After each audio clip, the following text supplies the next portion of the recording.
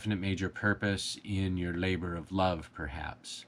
So you don't have just one definite major purpose, although you do have a overreaching one. Your love for God can be your overreaching one, perhaps. But um, decide what your definite major purpose is, and start to think about what your definite major purpose is, to start to put all that stuff together. If you start putting it together now and you continue to go down the path of learning these laws of success, um, things will come into your mind while you're studying this stuff, and it will help you along the path. You're basically walking in the direction of your definite chief aim. If you don't know what it is quite yet, you can start walking in that direction of your definite chief aim, and the light will come on as you move forward. Now, I wouldn't expect to see your definite chief aim maybe right away. Um, some people do, don't get me wrong. There's plenty of people that do, but if you're like me, it can be so many things, and you don't know where to focus your time and your energies. So you think in terms of having several different definite chief aims. You think in terms of the end of what you want to accomplish in your life, and then you start to see those things that you need to do to be able to achieve that end. And then you look at it from a big picture point of view and you say, okay, I can start to see my definite major purpose now. And that is also consistent with what I want to do in my life. And once you have that, then you can start putting together a plan. You can see now that it's going to take X amount of dollars to get through phase one. So how are you going to earn X amount of dollars? Well, you're going to have to do something. So you're going to have to put together a plan. And breaking it down like that, it may seem, I don't know, it may seem like not something that's plan worthy, but what did I say about the law of creation? You have to create it.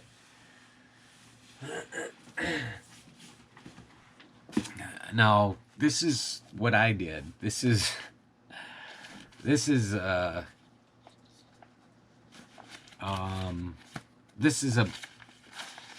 business plan, is what it is. And I didn't know what to put in this business plan, so I just started writing. And I got a notebook, and I put all my writings in a notebook. And as the time went on, these are all invoices here, but as time went on, I started to get some organization to my writings. And you can see, now this is a good business plan. If I had the financing, I would run with it.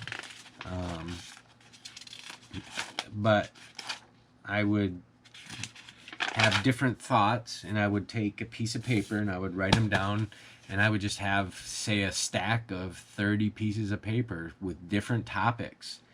And once I started to get 2 or 3 or 4 or 5 of the same topic, then I got a separator for that. And I asked myself questions. What would I tell an investor? And I would start writing what I would tell an investor. And I came up with scratch page here, a list of stuff here, more information here. This is probably,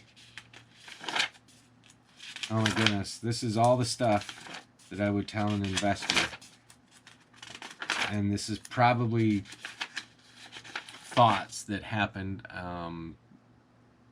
and like different days, and I just threw them all in a pile.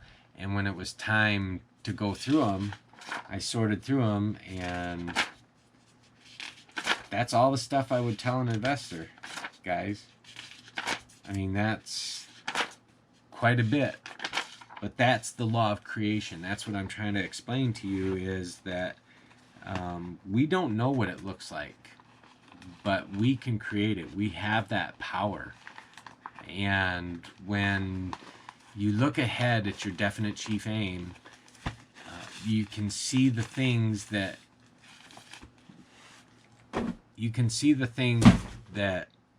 you need to overcome. So make the plan, write the plan, and you got to do something even if it ain't right. That's what my Uncle Jimmy used to say. So another thing that I wanted to share with you before I go is that